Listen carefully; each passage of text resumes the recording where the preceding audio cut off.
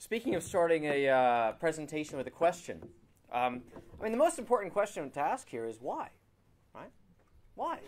Why did Satoshi Nakamoto, whoever he, she, they are, create Bitcoin? I mean, presumably this took some thought, took some effort, took some time. Thought, effort, and time are money, the ultimate money, I would say. Why? Because they were trying to solve a problem. And a problem that I would argue is very practical, a very practical problem. What is the practical problem? Well, the practical problem for, I think, most people in this room is not difficult to identify. The practical problem is that what we currently overwhelmingly use as money, we believe is substandard, inadequate, lacking the four Aristotelian qualities that were just enumerated by Michael in the previous presentation. I couldn't get a signal down here. In any event, that's why Bitcoin exists. My presentation tonight, my comments, will begin with a little sort of discussion about that background, that why. And indeed, we'll talk about gold as the traditional alternative to an inadequate currency, that is, one that does not have those Aristotelian qualities. And yes, I've written a book about it. It's called The Golden Revolution. It was published by John Wiley & Sons in 2012. And basically the point of the book was to try and make the, well, let's face it, somewhat provocative case that the world, in fact, although most people don't recognize it, is moving back onto some form of remonetization of gold as actual money, if not in day-to-day transactions, then at least at a minimum to settle international balance of payments for those who follow that sort of thing. That is, for use as an international money, the way it was in fact used under the Bretton Woods system.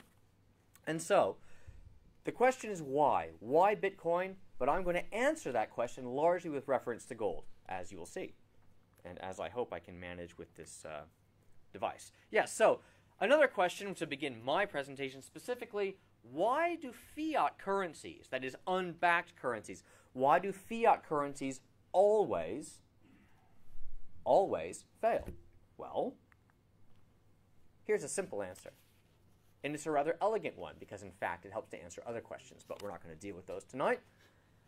Power tends to corrupt. Absolute power corrupts absolutely. This is a famous quote by Lord Acton, who was a somewhat cynical commentator on certain aspects of British imperialism, but I'm not going to go into that either, given where I am tonight. But now let's modify, by corollary, that quote. Monetary power tends to corrupt. Absolute monetary power corrupts absolutely. And what do I mean by this? What is absolute monetary power? It's when you have the power to control, to print, to create, to regulate, etc., the money of a country, or better yet, if you're the United States, the world. What do I mean by that? The US dollar is the overwhelmingly dominant global reserve currency. It is the de facto global monetary base. The euro area can print as many euros as they like, China can print as many yuan as they like, Japan can print as many yen as they like, but guess what? As they do so, they accumulate dollars as reserves. And reserve currency systems have existed as long as money itself has existed. Just ask the Greeks, the greatest coiners, as it were, of the ancient Mediterranean world. Their coinage was used by everybody, including the Romans, who only managed to replace Greek currency, or that is coinage, with their own many, many centuries after they had clearly displaced Greece as the dominant military, political, and economic power of the Mediterranean. So monetary power can live on for a long time, but as we see in this chart here, reserve currency status does not last forever. Absolutely not. And in more modern times, that is, we're talking sort of Renaissance and beyond here, and the age of imperialism, which of course allowed the European powers to accumulate far more gold than they previously could simply through trade. Portugal, Spain, the Netherlands, France, Britain, and the U.S. to this day, have all managed to supply the world with a reserve currency. That is the one that is effectively the currency that sits in the vault that backs whatever domestic currency issuance takes place. But now, let's just quickly stop on this chart here, and let's make a few observations, because although it appears there is just a steady progression of the same reserve currency status through time and through country of issuer in this chart, something else is going on. And it's important to observe that to understand the gold versus Bitcoin debate of today. Well, one thing should be obvious.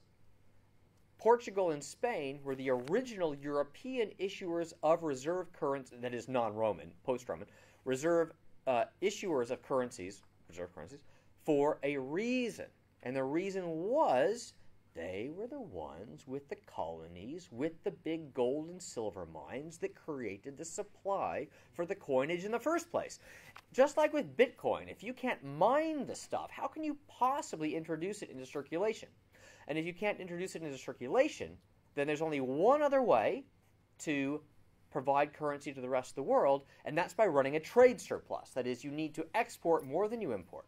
And by doing so, you accumulate other people's currencies, which then you can spend subsequently on whatever it is, goods and services. But ultimately, and it's no surprise here, that European, again, post-medieval, European reserve currency status began with the original imperial powers that discovered the New World before most Europeans knew a New World even existed.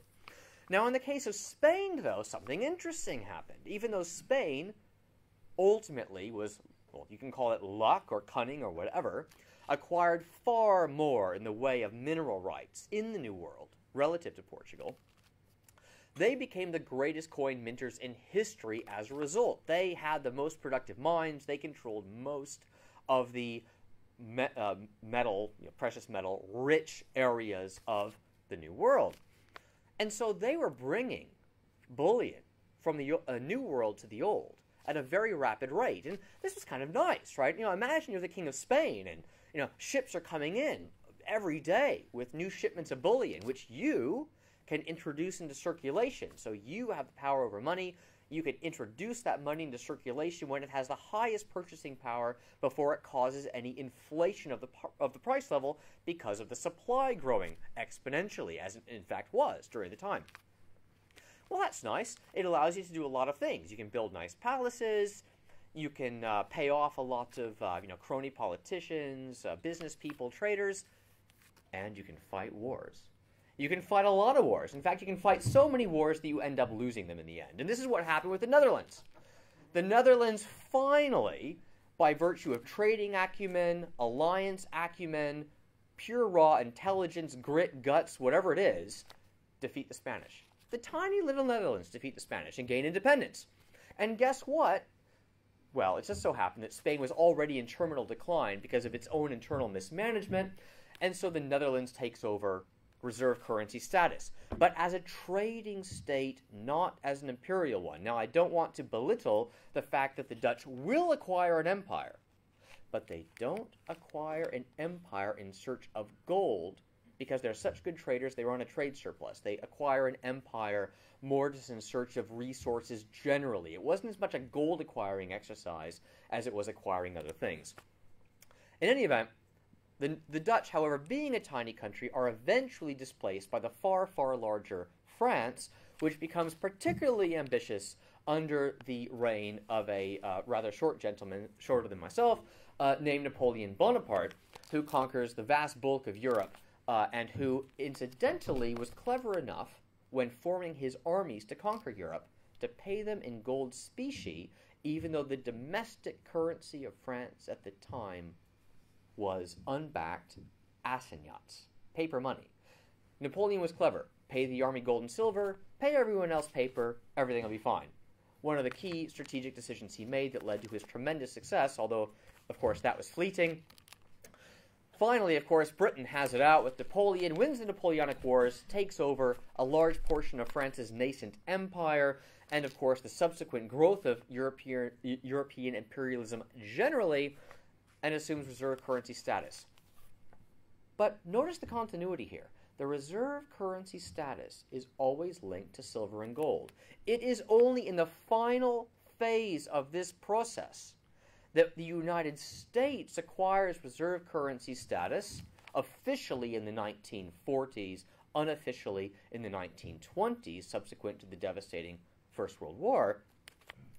But it is only in 1971 that something fundamentally changes, qualitatively changes, and reserve currency status becomes unbacked reserve currency status. For the first time in world history, I can't stress this point enough, for the first time in world history, millennia, reserve currency status becomes unbacked by gold and silver. The first time ever occurred in the lifetime of most, not all, people in this room.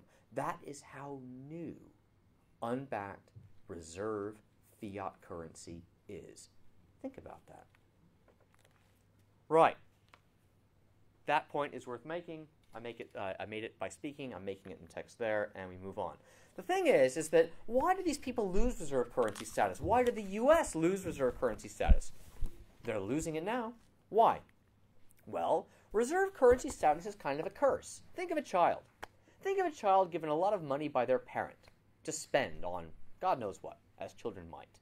Well, naturally, if the child is a little bit greedy and, whatever, just not prudent, they'll spend it all before they get the next installment, the next weekly allowance. It'll all be gone. What if the parent allows their child to take out credit? Well, the child will max out the credit account, right? The child has no concept of this sort of thing. What of a country? And I'm going to quote from my own writing here. This is from my newsletter. This is not some, narcissistic exercise. I think it helps to illustrate the point. What of the borrower, or in this case, a reserve currency issuer, what of the borrower who, enticed by low interest rates, enjoyed by reserve currency issuers, borrows more than they can pay back? Naturally, the result will be a default.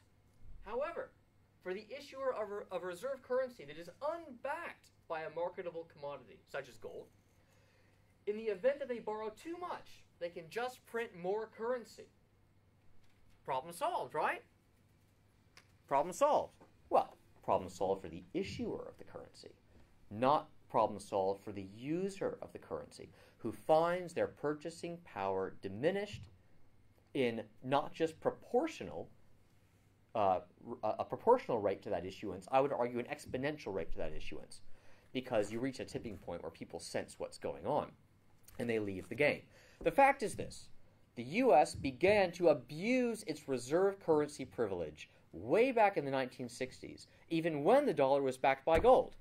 And there's a reason why today the dollar is backed by nothing. That is, what is the dollar? What's the definition of a dollar? The definition of a dollar today is simply, this note is legal tender for all debts, public and private. There's no other definition. Well, the problem was, some people saw this coming. Some people realized back in the 1960s that the United States, which promised to back the dollar with gold convertibility, was not going to be able to do so. Why? Because it was building the interstate highway system, the world's largest construction project in history. Tell that to the Chinese today. Yes, the U.S. interstate highway system was bigger than anything that has ever been done in China. Number two, the U.S. is fighting the Vietnam War. Very expensive. The Vietnamese put up a good fight. And also the U.S. began its so-called Great Society welfare programs, which were the U.S.'s big foray into the direction of a welfare state, which was very expensive. In any event, a certain French gentleman, Charles de Gaulle, saw the writing on the wall in 1965. This was a clever Renaissance man, notwithstanding the fact that Americans hate him to this day.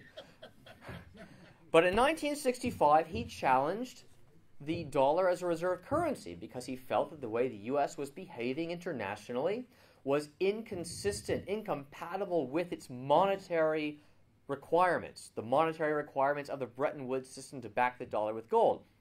And so de Gaulle said, No, we should go back to a de facto gold standard, not just one where the US dollar is theoretically backed by gold, but where we literally use gold on a regular basis to settle international balance of payments. That is, if France exports more to the US than the US exports to France, we settle the difference in gold. He proposed this in 1965. There were multiple assassination attempts on him in the subsequent years. The CIA had nothing to do with it. Let's move on. In any event, by 1971, the United States was losing gold at such a rapid rate, something had to be done. In fact, the U.S. was losing gold at such a rapid rate, even Great Britain called President Nixon, well, actually called John Connally, the Treasury Secretary, and said, "We'd like our gold back, thank you very much." And when the special relationship with Great Britain breaks down that far, something is deeply, deeply wrong with the U.S. political process when you have no friends at all. And so in any event, President Nixon in August 1971 finally said, "Okay, guys, enough is enough. We're not going to keep paying out gold to convert for dollars. We're going to run out soon. And so I'm going to temporarily suspend dollar-gold convertibility." Temporarily. Now, we know politicians bend and extend definitions of words now and again, but when was the last time temporarily was used to mean over 40 years? I mean, it's been a, that's Tricky Dick was, really a rhetorical genius at that. In any event, the U.S. goes off the gold standard. This is how we got to a purely faith-based fiat reserve currency system globally, as I said, for the first time in world history, and yet within the memory, or at least life span of most people, or many people in this room. So, in the 1970s, following Nixon's decision, the dollar collapsed. So I'm not joking here. The dollar fell very, very sharply, especially in the late 70s. In fact, the dollar fell so sharply in the late 70s that Hollywood had to make a film about it. And in 1981, Academy Award nominated director Alan Pakula made a film called Rollover, which was nominated for multiple Academy Awards, not just Best Director, starring Chris Christopherson, who remembers him, Jane Fonda, big budget Hollywood film.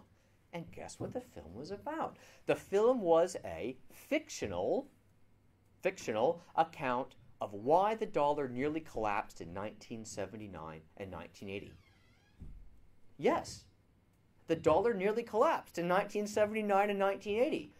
The dollar fell in value very dramatically, not just versus the Deutschmark, but versus the yen, versus sterling, versus the French franc, versus every other major currency in the world, and versus gold. The dollar was in free fall in 1979 and 1980. Why? Why? Because somebody was selling it. Duh. All right? The fact is, the world did not want dollars at the time. Why? Because they feared it was going to collapse as the reserve currency and be replaced by gold. I'm not joking. I'm not joking. The United States came this close to moving back to a gold standard in 1981 and 82. This close. Ronald Reagan, when campaigning for the presidency, said he would seriously consider repegging the dollar to gold. Once he was reelected, he appointed a gold commission to study the prospect of doing precisely that. Alan Greenspan, maestro, Alan Bubbles Greenspan, okay? He wrote an op-ed in the Wall Street Journal in 1981 saying that henceforth the U.S. should only issue treasury bonds explicitly redeemable in gold. Why? To nudge the U.S., one issuance of treasury bonds at a time, to nudge the U.S. back onto a gold standard. Alan Greenspan. That's how close the U.S. came to going back to gold. Why? Because they were staring the abyss of losing reserve currency status in the face. And it was only by Paul Volcker taking interest rates to 20% and causing the biggest recession since the late 1940s. That was the only way the dollar retained reserve currency status, was by causing a horrific recession on the U.S., which was nearly as bad as what's been experienced since 2008. Right. 2008. Now guess what? History is moving on, folks. The dollar may still have reserve currency status, but guess what's happening behind the scenes? There are many signs that the fiat dollar standard is breaking down. Already in 2009, veteran journalist Robert Fisk reports that a huge number of countries are having secret negotiations to replace the dollar with a new global currency standard, a basket of currencies including gold. 2009. In 2011, the BRICS get together and call for a new international monetary system. The BRICS, Brazil, Russia, India, China. Well, they're an interesting group, aren't they? Several of these countries went to war a few decades ago, and now they're buddy-buddy in opposing U.S. monetary hegemony. Why? Because they see that U.S. monetary hegemony no longer functions in their best interest. In 2012, they specifically call out what they consider to be unreasonable U.S. policies towards Iran, Venezuela, Syria, and other important BRIC trading partners. Oops, the U.S. continues, as we know, to try and cause some trouble for those trading partners, and the BRICS are none too happy about it. And very recently, in January of this year, the governor of the Reserve Bank of India came out and said that global monetary cooperation was breaking down, with specific reference to actions by the United States Federal Reserve. Cooperation is breaking down. It has been ever since 2008, for those who've been paying attention, and things are coming to a head. Well, why shouldn't they? The BRIC economies are now collectively larger than the United States. Who is the United States to tell everyone in the world what currency should be the reserve? It's not backed by anything, and the U.S. economy is shrinking in size relative to the rest of the world. The BRICS now trade more with each other than they trade with the U.S. The BRICS now trade more with the rest of the world than they trade with the U.S. The rest of the world, therefore, trades with the BRICS more than it does with the United States. And the trends are only going to continue according to the official and semi-reliable forecasts by the IMF and the World Bank. History is being made. Let's look at the lessons of history and consider a little game theory. Giulio Gallerotti is a professor in the United States. He wrote a book some years ago about the balance of power in international politics, including international economic and monetary affairs. And what he noticed is that declining powers, powers in relative decline, say economic decline, as I just pointed out, tend to do things that are counterproductive. Gee, is the U.S., by imposing sanctions on other countries that trade vital oil supplies with Brazil, Russia, India, and China, doing something counterproductive? Perhaps it is. Perhaps it is. Do you think China reacts favorably to its oil suppliers being cut off by sanctions? Probably not. In any event, it was a best-selling book, but Giulio Gallerotti, Professor Gallerotti, is also an authority on the historical, classical gold standard, and he made a great observation in his classic work on the subject, essential reading for monetary historians. The gold standard showed very little cooperation among national governments in the process of formal regime building. The rise of the gold standard can be seen more as a case of a regime emerging from a failure to cooperate, just as the BRICS, including India, as explicitly mentioned, are failing to cooperate increasingly with the international monetary regime today. Then there's Nobel laureate Robert Mendell, Nobel Prize winner in economics some years ago, who recognized several years ago that the dollar, that is the dollar's loss of reserve currency status, is the reason behind not only the 2008 financial crisis, but the subsequent crises that are rippling through the system month in and month out to this day. And yet Mendell, many years ago, made the following observation, again, a bit in line with what Professor Gallerotti observes. The period of the gold standard was a period that was unique in world history, when there was a balance among the powers and no single superpower dominated. Well, of course, if you have an unbacked piece of paper currency that you print at will to pay for imports from the rest of the world, that's a nice deal. You print money, you get real goods. You print money, you get real goods. And it goes on for a generation, because that's basically what the U.S. has been doing ever since I was born, okay? That's a nice arrangement. Paper for stuff of real value. And then someday, of course, you just default. How convenient. Well, you need to be a superpower to get away with that sort of abuse of a reserve currency, don't you? Don't you? If there's a balance of power in the world, it's going to be a lot harder to push your worthless paper on other countries indefinitely. Mendell knows this. He's not stupid, and that's probably why he got the Nobel Prize. In any event, this is all going to blow up, folks. I don't know when. I don't know exactly how, but it's all going to blow up. And the reason I know this is because I watch a lot of films, all right? One of my favorite films is A Beautiful Mind, 2002, starring Russell Crowe, about the legendary mathematician slash economist John Nash, who came up with the modern precepts of game theory, or the founding precepts of modern game theory. Now, at the Nobel Memorial Lecture for Nash, one of his teachers, in fact, made a statement which was very interesting about how it was not just that John Nash discovered how game theory worked, he also discovered this precise, important point at which equilibria shift and break down. And it has to do exactly with what was just mentioned about a unipolar, superpower-dominated world becoming a multipolar one. Because players, as power shifts, the interests of the players in a game don't shift linearly, they shift exponentially. Exponentially. If anyone has ever played a game of Hearts where you can shoot the moon, you see this happening as it becomes clear someone's about to shoot the moon. The other players begin to gang up against them. Or there are many other examples of how this plays out in simple games, complex games, and so on. In any event, the point is the following. Even though every country in the world would love to have its own reserve currency printing press, would love to be able to print paper to pay for imports forever, in order to get wealthier and wealthier and wealthier at everyone else's expense. Yes, every country in the world would love to be able to do this, but there is a limit. And the limit is when other people are no longer willing to accept those worthless pieces of paper. There's a famous scene in The Beautiful Mind where Nash and his buddies are hanging out in a bar, enjoying a few beers, when in walk a few girls. They're all very attractive, one of which is simply more attractive than the others. And so, as young men would do, they all immediately approach the most attractive woman. But John Nash says, wait guys, we can't do this, because if we all go straight to the one girl, she's going to be put off by the attention, her friends will be put off by the lack of attention, they'll all bolt from the bar, and none of us will get to engage them in conversation. At least not for more than 10 seconds. And so he says, straight out of the film, no one goes for the blonde.